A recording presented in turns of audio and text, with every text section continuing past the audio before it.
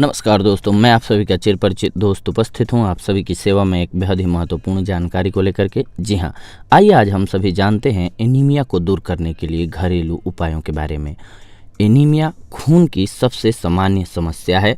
हमारे देश में आयरन की कमी से होने वाला एनीमिया सबसे ज़्यादा खतरनाक रोगों में से एक पाया जाता है, क्योंकि ब्लड की कमी शरीर में होगी तो आप बहुत सी बीमारियों की चपेट में आ जाते हैं।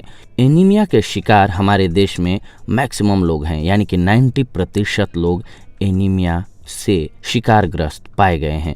और एक बात ध्यान देने वाली कि महिलाओं और बच्चों में अधिकतर यही एनीमिया होता है। जी हाँ, एनीमिया की बीमारी जो है महिलाओं में और बच्चों में ज़्यादा होती है। एनीमिया से त्वचा में पीलापन, भूख और घबराहट, चक्कर आना, उनिंदापन, कमजोरी, थकान, इसी तरह की समस्याएं होती हैं जो कि आपको सुस्त बनाए रखती हैं। जी हाँ, इतना ही नहीं, इसका असर दाम्पत्य जीवन पर भी पड़ता है, यानी कि आपकी सेक्सुअल लाइफ पर भी पड़ता है। अब यहाँ एक बात ध्यान देने वाली है कि पुरुषों को रोजाना 8 मिलीग्राम और वहीं महिलाओं को 18 मिलीग्राम यानी कि 18 मिलीग्राम आयरन की ज़रूरत होती है। शरीर में आयरन की कमी होने पर सिर दर्द, नर्वस सिस्टम की कमजोरी, यादाश्त पर बुरा असर पड़ना और एकाग्रता की कमी होना आम बात है।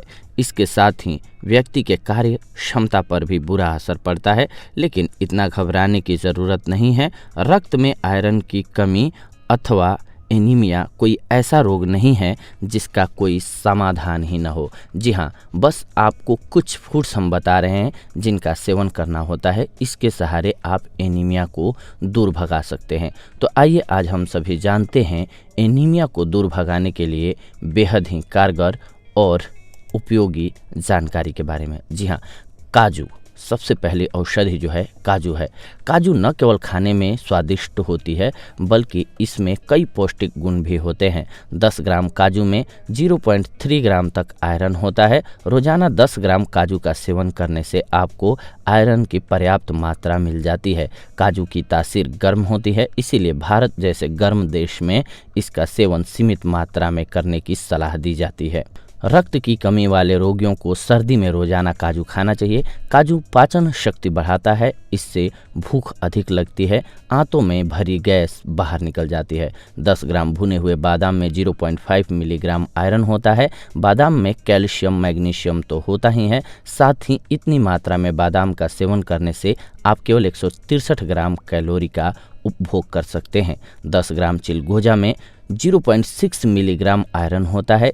इस सूखे मेवे का सेवन कच्चा अथवा भून करके किया जा सकता है। चिलगोजा रक्त में हीमोग्लोबिन की मात्रा को बढ़ाने का कार्य करता है। इसके अलावा पिंगल फल, जी हाँ, पिंगल फल को पहाड़ी बादाम के नाम से भी जाना जाता है।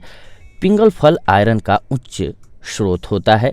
14 ग्राम पिंगल फल में 0.7 मिलीग्राम आयरन होता है।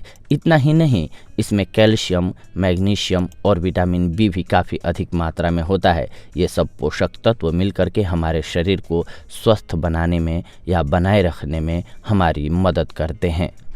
2 चम्मच पीनट बटर में 0.6 मिलीग्राम आयरन होता है। पीनट बटर में वसा की मात्रा तो कम होती ही है, साथ ही इसमें पोटेशियम, मैग्नीशियम और विटामिन बी भी प्रचुर मात्रा में पाया जाता है।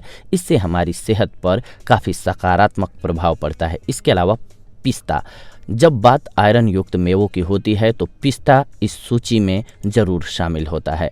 28 ग्राम पिस्ते में 1.8 मिलीग्राम आयरन होता है। भारत में पिस्ता आसानी से मिल जाता है। पिस्ते में आयरन के साथ साथ मैग्नीशियम और विटामिन बी भी होता है। इन सूखे मेवों का सेवन संतुलित मात्रा में ही करना चाहिए, इस बात का ध्यान रखना चाहिए, क्योंकि किसी भी चीज़ का आप अति कर देते हैं तो वो फायदे की जगह आपको नुकसान देने लग जाता है। जी हाँ, अधिक मात्रा में इनका सेवन करने से मोटापे के साथ साथ अन्य कुछ स्वास्थ्य संबंधी समस्याएं भी आपको हो सकती हैं, इसीलिए इससे बचना चाहिए, यानी कि अत्यधिक मात्रा में सेवन ना करें, उचित मात्रा में इसका सेवन करके आप लाभ उठाएं। ये थी आज की जानकारी आप सभी के लिए। अगले एपिसोड में आप सभी के साथ जुड़ेंगे एक और बेहद ही महत्वपूर्ण जानकारी को लेकर के। तब तक के लिए धन्यवाद। नमस्कार दोस्तों।